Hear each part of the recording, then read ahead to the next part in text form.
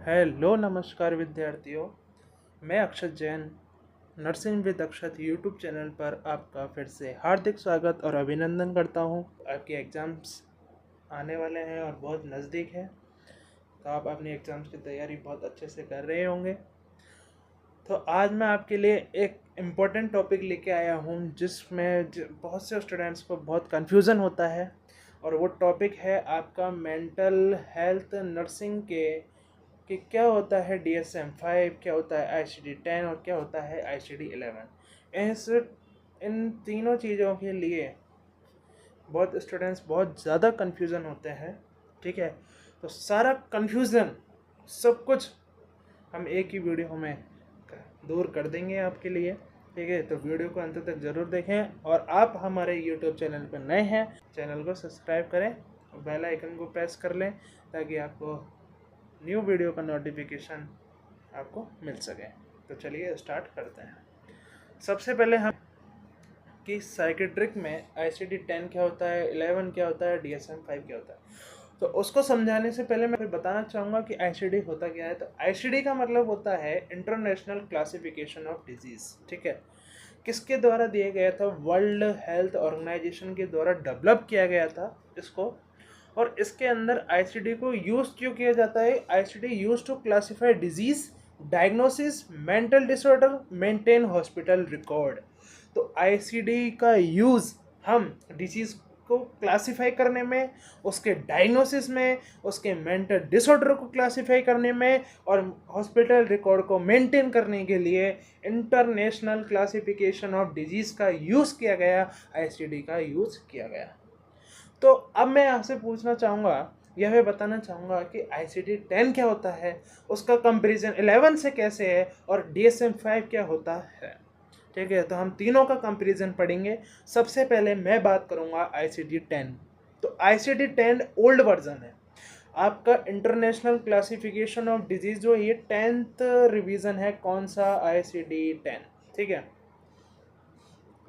तो इसके अंदर अपन साइकेट्रिक डिसऑर्डर की जो कोड होते हैं, साइकेट्रिक डिसऑर्डर के जो कोड होते हैं वो स्टार्ट होता है F से। ठीक है, और F00 से F99 तक होते हैं ये। ठीक है, इनका क्लासिफिकेशन किया गया। अब ये F से क्यों स्टार्ट हैं? ठीक है, ये क्यों F से स्टार्ट हुए? ठीक है, कोई जो और भी तो अल्फ़ाबेट हो सकता था। ठीक है, कि वो क्यों नहीं हुआ, तो इसका रीज़न मैं आपको यहाँ पर बताता हूँ। देखिए, जो ICD-10 था इसके अंदर क्या होता था? सिंगल एक्सिस था। ठीक है, ICD-10 के अंदर क्या था? सिंगल एक्सिस था। ठीक है, सिंगल एक्सिस। और इसको लेटेस्ट रिवाइज किया गया 2022 के अंदर, यानी ICD-10 किस में चेंज हुआ? 11 में। किस में चेंज हो गया? 11 में। ठीक है, ये मैंने आपको बताया। और लेटेस्ट रिवाइज होने के बाद इसके अंदर टोटल चैप्टर थे 22। टोटल चैप्टर कितने थे? 22। और उसमें से जो फिफ्थ चैप्टर था, कौन सा? फिफ्थ वाला, फिफ्थ चैप्टर, वो था मेंटल डिसऑर्डर का। कौन सा था? मेंटल डिसऑर्डर का। ठीक है, किसका? मेंटल डिसऑर्डर का। इसलिए ICD-10 के जितने भी साइकेट्रिक डिसऑर्डर हैं, ठीक है, उनको स्टार्ट किया गया F से। क्यों? क्योंकि इसका जो फिफ्थ चैप्टर था वो था मेंटल डिसऑर्डर। अब 5 तो लिख नहीं सकते थे, इसलिए इन्होंने इसको स्टार्टिंग अल्फ़ाबेट F से लिखना स्टार्ट किया। इसलिए इस साइकेट्रिक डिसऑर्डर कोड को हम F से लिखते हैं। तो मेन कैटेगरी कौन कौन सी होती है, तो एक बार देख लेते हैं अपन यहाँ पर। F00 से F09 जो होती है वो हमारी ऑर्गेनिक मेंटल डिसऑर्डर, जैसे कि डेमेंशिया। F10 से F19 सब्सटेंस यूज डिसऑर्डर, जैसे कि alcohol dependency, alcohol drug. F20 से F29 सिजोफ्रेनिया एंड साइकोसिस। F30 से F39 मूड डिसऑर्डर, जैसे कि आपका डिप्रेशन हो गया, मैनिया हो गया। ठीक है, इसके बाद बात करते हैं F40 से F48 आपका anxiety disorder, phobia, OCD। F50 से F59 में आपका बिहेवियरल सिंड्रोम्स, जैसे कि ईटिंग एंड स्लीप। F60 से 69 पर्सनालिटी डिसऑर्डर, F70 से 79 आपका मेंटल रिटार्डेशन, जिसको अपन इंटेलेक्चुअल डिसेबिलिटी कहते हैं। इंटेलेक्चुअल डिसेबिलिटी का मतलब होता है जो बच्चे का जो ब्रेन है, ठीक है, उसका स्लो डेवलपमेंट होता है, जिसके कारण उसको लर्निंग में, उसको अंडरस्टैंडिंग में और प्रॉब्लम सॉल्व करने में क्या होती है, डिफिकल्टी होती है, उसको बोलते हैं इंटेलेक्चुअल डिसेबिलिटी। या उसको पढ़ने में दिक्कत आएगी, समझने में दिक्कत आएगी, ठीक है, तो उसको बोलते हैं इंटेलेक्चुअल डिसेबिलिटी। F80 से F89 आपका डेवलपमेंट डिसऑर्डर हो गया। F90 से F98 आपका चाइल्डहुड डिसऑर्डर हो गया, जिसको बोलते हैं ADHD कंडक्ट डिसऑर्डर। और जो F99 है वो आपके क्या हो जाते हैं, स्पेसिफिक, क्या हो जाते हैं, स्पेसिफिक, ठीक है। तो ये है F99 तक के कैटेगरी के मेंटल डिसऑर्डर। इसके बाद बात करते हैं कि क्या क्या फीचर होते हैं ICD-10 के। तो ICD-10 क्या है, सिंपल कोडिंग सिस्टम होती है, जिसको F कोड के द्वारा दिया जाता है और यूज़ ज़्यादा किया जाता है इसका हॉस्पिटल्स के अंदर, वाइडली यूज्ड इन हॉस्पिटल। लेकिन ICD-11 के कंपैरिजन में ये लेस डिटेल है, क्या है, लेस डिटेल देता है, बहुत कम डिटेल देता है किसकी, डिसऑर्डर्स की, उसको डायग्नोसिस करने में, उसको सिम्टम्स को समझने में, क्या है कि लेस डिटेल कंपेयर किसके, ICD-11 की, ठीक है। तो ये थी बात यहाँ तक ICD-10 की। तो ये इसके क्या कॉमन फीचर हैं, सिंपल कोडिंग सिस्टम है, हॉस्पिटल्स में ज़्यादा यूज़ किया जाता है, लेकिन लेस डिटेल कंपेयर होता है किसका, ICD-11 के कंपेरिजन है। बात करते हैं ICD-11 की। तो ये क्या है, लेटेस्ट है। तो मैंने आपको यहाँ पर बताया कि 2022 के अंदर इसको रिवाइज किया गया ICD-10 को। और इंटरनेशनल क्लासिफिकेशन ऑफ डिजीज है वो अब कौन सा रिवीजन हो गया, 11th रिवीजन, जिसका कोड 6th A से दिया गया, 6A00 से 6A9Z, ठीक है। तो ये साइकेट्रिक डिसऑर्डर कोड है किसके अंदर, ICD-11 के अंदर। 10 आपका F से स्टार्ट होता है, F00 से F99, ठीक है, ये ICD-10 का है। जबकि ICD-11 का कोड 6A00 से 6A9Z होता है। अब कौन कौन सी इसमें मेन कैटेगरीज हैं, तो सबसे पहले देख लेते हैं न्यूरो डेवलपमेंट डिसऑर्डर, जो आपका 6A00 से 6A0Z से स्टार्ट होता है। और वो उसके अंदर आते हैं कौन से, न्यूरो डेवलपमेंट डिसऑर्डर, ऑटिज्म और ADHD, ठीक है। बात करते हैं यहाँ पर 6A10 से 6A1Z आपका सीजोफ्रेनिया और साइकेट्रिक डिसऑर्डर। 6A20 से 6A2Z आपका मूड डिसऑर्डर, जैसे कि डिप्रेशन और बाइपोलर। और 6A30 से 6A3Z आपका anxiety and fear related disorder. 6A40 से 6A4Z आपका obsession compulsion disorder. Obsessive compulsive का मतलब क्या होता है, ऑब्सेसिव कंपल्सिव का मतलब होता है अनवांटेड थॉट्स का बार बार आना, और कंपल्सन मतलब वो जो थॉट्स आ रहा है आप उस काम को बार बार कर रहे हो, तो उसका मतलब होता है कंपल्सिव। ऑब्सेशन मतलब अनवांटेड थॉट्स का आना, ठीक है, कि मैं जैसे कि फॉर एग्जांपल आप गाड़ी से उतरे, पर आपने गाड़ी का दरवाज़ा बंद कर दिया, लेकिन आपको बार बार ऐसा लगता है कि मैंने बंद नहीं किया, तो आप उसको बार बार देखने जा रहे हो, ठीक है। आपके हाथ में मिट्टी लगी हुई है, आपने हाथ को साफ़ किया, पानी से साफ़ किया, लेकिन फिर भी आपको लगता है कि यार अभी भी कुछ भी लगा हुआ है, तो आप बार बार उस एक्टिविटी को कर रहे हो, उसको बोलते हैं कंपल्शन, ठीक, ऑब्सेशन कंपल्शन डिसऑर्डर होता है, ठीक है। सिजोफ्रेनिया क्या है, ग्रुप ऑफ सिंड्रोम, जिसके अंदर डिस्टर्ब्स थिंकिंग, मेमोरी, आपका परसेप्शन क्या होता है, उसमें डिस्टर्बेंस आ जाता है, ठीक है। इसके बाद बात कर लेते हैं 6A50 से 6A5Z आपका स्ट्रेस रिलेटेड डिसऑर्डर, जिसे अपन बोलते हैं post traumatic stress disorder. 6A60 से 6A6Z आपका डिसोसिएटिव डिसऑर्डर। अब डिसोसिएटिव डिसऑर्डर का मतलब क्या होता है, यानी उसकी आइडेंटिटी में प्रॉब्लम आना। अब डिसोसिएटिव डिसऑर्डर का मतलब होता है खुद को पहचानने में परेशानी होना, ठीक है, कई बार खुद को नहीं पहचान पाता है। अब जैसे आसपास की चीज़ों को देखता है तो उसको लगता है कि ये सपने में हो रहा है, ठीक है, तो वो होता है डिसोसिएटिव डिसऑर्डर। कई बार अपने अजीब सा बिहेवियर कर लेता है अपना, तो उसको बोलते हैं डिसोसिएटिव डिसऑर्डर, ठीक है। 6A70 से 6A7Z feeding and eating disorder, जो आपका एनोरेक्सिया नर्वोसा और बुलिमिया नर्वोसा, ठीक है। 6A80 से 6A8Z आपका पर्सनैलिटी डिसऑर्डर, जैसे बॉर्डर लाइन हो गया, ठीक है, बॉर्डर लाइन, पैरानॉइड। तो ये आपके क्या है, पर्सनैलिटी डिसऑर्डर हैं, जिनको अलग अलग क्लस्टर के हिसाब से डिवाइड किया गया है। 6A90 से 6A9Z आपका सब्सटेंस यूज डिसऑर्डर, जैसे अल्कोहल है ना, हीरोइंस वगैरह हुए, तो ये आपके क्या है, सब्सटेंस यूज डिसऑर्डर हैं, ठीक है।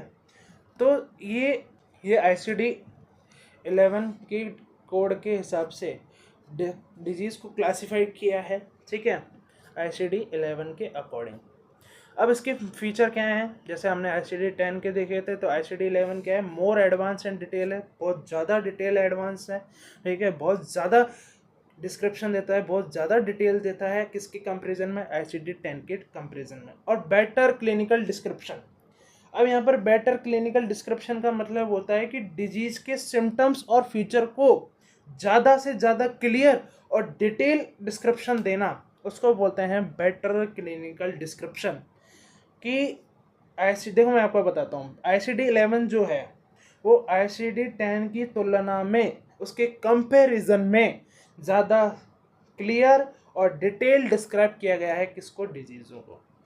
तो बेटर क्लिनिकल डिस्क्रिप्शन का मतलब होता है कि डिजीज़ के सिम्टम्स और फीचर्स को ज़्यादा से ज़्यादा वो क्लियर और क्लियर डिस्क्रिप्शन के साथ डिटेल डिस्क्रिप्शन देता है। कौन, ICD-11 किसके कंपैरिजन में, ICD-10 के कंपैरिजन में, ठीक है। और डिजिटल फ्रेंडली सिस्टम, जैसे कि एग्जांपल इंटेलेक्चुअल डेवलपमेंट डिसऑर्डर, ठीक है। तो ये था हमारा ICD-11। अब DSM-5 क्या होता है, क्या DSM-5, तो DSM-5 को समझते हैं, चलिए। DSM-5 की जो फुल फॉर्म है वो है diagnostic of statistical manual of mental disorder. क्या है, diagnostic and statistical manual of mental disorder. किसके द्वारा दिया गया था, अमेरिकन साइकेट्रिक एसोसिएशन के द्वारा दिया गया, और इसका यूज़ डायग्नोस्टिक मेंटल डिसऑर्डर में और क्लिनिकल प्रैक्टिस में और रिसर्च करने में किया जाता है। किसका, DSM-5 का। अब DSM-5 के अंदर क्या है, ये 5th एडिशन है। पहले DSM-5 की जगह 4 होता था। मैं आपको एक बात बताता हूँ, ठीक है। और DSM-4 के अंदर मल्टी एक्सिस होते थे। क्या होते थे, मल्टी एक्सिस, यानी 5 एक्सिस होते थे। क्या होते थे, 5 एक्सिस होते थे, ठीक है। DSM-4 के अंदर मल्टी एक्सियल सिस्टम होता था और उसके अंदर टोटल 5 एक्सिस होते थे। पहला जो एक्सिस होता था वो मेंटल डिसऑर्डर था। क्या था, मेंटल डिसऑर्डर, जैसे कि आपका डिप्रेशन, एंजाइटी और सिजोफ्रेनिया। जो सेकंड होता था वो आपका पर्सनालिटी डिसऑर्डर होता था। तीसरा जो होता था आप मेंटल और फिजिकल कंडीशन के अकॉर्डिंग होता था। और एक्सिस 4 जो होता था वो आपका साइकोसोशियल होता था। और जो एक्सियल 5 होता था वो ओवरऑल फंक्शनिंग, यानी आपकी फंक्शनिंग गुड है या बैड है उसको देखने के लिए। पर जैसे ही DSM-4 को रिवाइज किया गया और चेंज किया गया DSM-5 के अंदर, तो ये जो 5 एक्सिस थे उनको DSM-5 के अंदर से हटा दिया गया, रिमूव कर दिया गया, और एक इंटीग्रेटेड सिस्टम बनाया गया। इंटीग्रेटेड सिस्टम किसके अंदर, DSM-5 के अंदर। तो चलिए, मेन फीचर क्या है, स्टैंडर्ड डायग्नोस्टिक है, ठीक है, क्राइटेरिया बिल्कुल क्लियर है, और clear symptom for each disorder है, ठीक है। क्या है, clear symptom for each disorder. और सबसे पहले देखो DSM-5 के अंदर नो मल्टी एक्सियल सिस्टम, जबकि DSM-4 के अंदर क्या था, 5 एक्सिस थे, जिसको DSM-5 के अंदर रिमूव कर दिया गया। तो मैंने आपको वो 5 जो एक्सिस बताए अभी वो DSM-4 के अंदर थे, लेकिन 5 के अंदर इनको हटा दिया गया, रिमूव कर दिया गया, ठीक है। और ये किसके ऊपर बेस्ड है, सिम्टम्स के अंदर, उसके ड्यूरेशन के अंदर, और डायग्नोसिस जो डिपेंड्स होता है वो टाइम प्लस सीवियरिटी के ऊपर क्या होता है, डिपेंड होता है। मोर डिटेल देन ICD, कि ICD के कंपैरिजन में ये मोर डिटेल देता है। जैसे देखो मैंने ICD-10 और 11 का आपको बताया, तो 10 के कंपैरिजन में 11 सबसे ज़्यादा देता है, और DSM-5 ICD-10 और 11 से ज़्यादा डिटेल देता है, ठीक है, gives full description of disorder, ठीक है। तो मेन डिसऑर्डर कैटेगरीज हैं। सबसे पहले अपन बात करते हैं न्यूरो डेवलपमेंट डिसऑर्डर, जैसे कि ऑटिज्म, ADHD और intellectual disability. Schizophrenia spectrum and psychotic disorder के अंदर सबसे पहले आता है आपका सीजोफ्रेनिया, डिल्यूजन और हेलुसिनेशन। डिल्यूजन मतलब फॉल्स फिक्स बिलीव, ठीक है। बाइपोलर रिलेटेड में जैसे आपका मेनिया, ठीक है, और बाइपोलर डिसऑर्डर। डिप्रेसिव में आपका डिप्रेशन और परसिस्टेंट डिप्रेसिव डिसऑर्डर, ठीक है। एंजाइटी में generalised anxiety, panic disorder, phobia. Obsession compulsion and related में OCD एंड होर्डिंग। अब ये होर्डिंग क्या है, ठीक है, अब इस होर्डिंग वर्ड को समझो। होर्डिंग वर्ड का मतलब होता है किसी पर्सन ने बिना किसी अननेसेसरी चीज़ों को इकट्ठा कर रखा है। जैसे मान लो उसको उस चीज़ की ज़रूरत नहीं है, फिर भी बहुत ज़्यादा इकट्ठा किए हुए हैं। जैसे आपके पास पुराने अखबार हैं, पुराने कपड़े हैं, ठीक है, तो इन चीज़ों को स्टोर करके रखा हुआ है, जबकि उनकी इसकी ज़रूरत नहीं है। वो सोचता है कि ये मेरे आगे जाके काम आएंगे, तो उसको बोलते हैं होर्डिंग, ठीक है। Trauma and stress related disorder में सबसे पहले बात करते हैं पोस्ट ट्रॉमेटिक स्ट्रेस डिसऑर्डर और acute stress disorder. Dissociation disorder में मैंने आपको बताया डिसोसिएटिव एमनीशिया और मल्टीपल पर्सनैलिटी। वो पर्सन जो है अपने अंदर मल्टीपल पर्सनैलिटी को अडॉप्ट कर लेता है, उसको बोलते हैं मल्टीपल पर्सनैलिटी, जो किसके अंदर आती है, डिसोसिएशन डिसऑर्डर के अंदर। और सोमेटिक सिम्टम्स डिसऑर्डर मतलब physical symptom without clear cause, ठीक है। आपका आता है फीडिंग एंड ईटिंग डिसऑर्डर में, तो सबसे पहले बात कर लेते हैं एनोरेक्सिया और बुलिमिया। और सब्सटेंस रिलेटेड डिसऑर्डर में वही अल्कोहल का और ड्रग का एडिक्शन कर लेना, अपनी आदत को बना लेना, ठीक है, हैबिट बना लेना। और पर्सनालिटी डिसऑर्डर बॉर्डर लाइन और एंटी सोशल। पर्सनालिटी डिसऑर्डर को अगर आपको क्लियर और सिस्टमिक और इजी वे में समझना है तो मैंने पर्सनालिटी डिसऑर्डर के लिए ऑलरेडी क्लास ले रखी है, आप उसको जाके देखें। मैं उसका लिंक इस वीडियो के डिस्क्रिप्शन में सेंड कर दूंगा, तो आप वहाँ पे जाके देख सकते हैं। इसके बाद अब देखते हैं यहाँ पर कंपैरिजन ऑफ ICD-10 और 11 का कंपैरिजन क्या होता है। तो यहाँ पर ये फीचर लिखे हुए हैं, ठीक है, ICD-10 और 11 वर्जन क्या है। देखो ICD-10 का वर्जन है ओल्ड और 11 का क्या है, लेटेस्ट। कोड मैंने आपको बताया F000799 और 6A कोड से स्टार्ट होता है। ICD-10 की जो डिटेल है वो लेस होती है किसके कंपैरिजन में, 11 के कंपैरिजन में। यानी 11 क्या है, मोर डिटेल है, ठीक है। टर्म्स की बात कर लेते हैं तो ओल्ड टर्म्स हैं, अपडेटेड टर्म्स हैं, ठीक है। और यूज़ स्टिल यूज़ है, फ्यूचर स्टैंडर्ड के लिए यूज़ किया जाता है। अब DSM-5 का कंपैरिजन और ICD-10 का कंपैरिजन, ठीक है। तो फीचर की बात कर लेते हैं तो डेवलप किसके द्वारा दिया गया था, अमेरिकन साइकेट्रिक एसोसिएशन के द्वारा। और ICD को दिया गया था वर्ल्ड हेल्थ ऑर्गेनाइजेशन के द्वारा। यूज़ कहाँ किया जाता है, मेनली USA के अंदर, और ICD का पूरा वर्ल्ड वाइड के अंदर। डिटेल वेरी डिटेल है, लेकिन ICD लेस डिटेल है किसके कंपैरिजन में, DSM-5 के कंपैरिजन में। और पर्पस क्या है, डायग्नोसिस। और ICD का क्या है, classification of disease and mental hospital records. तो ये किसका कंपैरिजन है, DSM-5 और ICD-10 का। तो जिन स्टूडेंट्स को ICD को लेके और DSM-5 के क्लासिफिकेशन को लेके बहुत जो कन्फ्यूज़न हो रहा था, तो हमने उसकी डिटेल स्टडी इस वीडियो के अंदर की है, आपको इजी एक्सप्लेन किया है। तो आप इस वीडियो को ज़रूर देखें, ठीक है, ये आपके लिए बहुत ज़्यादा हेल्पफुल होने वाली है, ठीक है। तो ये था हमारा DSM-5, ICD-10, ICD-11 का पूरा कन्फ्यूज़न का एक निचोड़, ठीक है। तो आज की वीडियो में केवल इतना ही। मिलते हैं नेक्स्ट वीडियो में नेक्स्ट सब्जेक्ट के साथ। जब तक के लिए थैंक यू।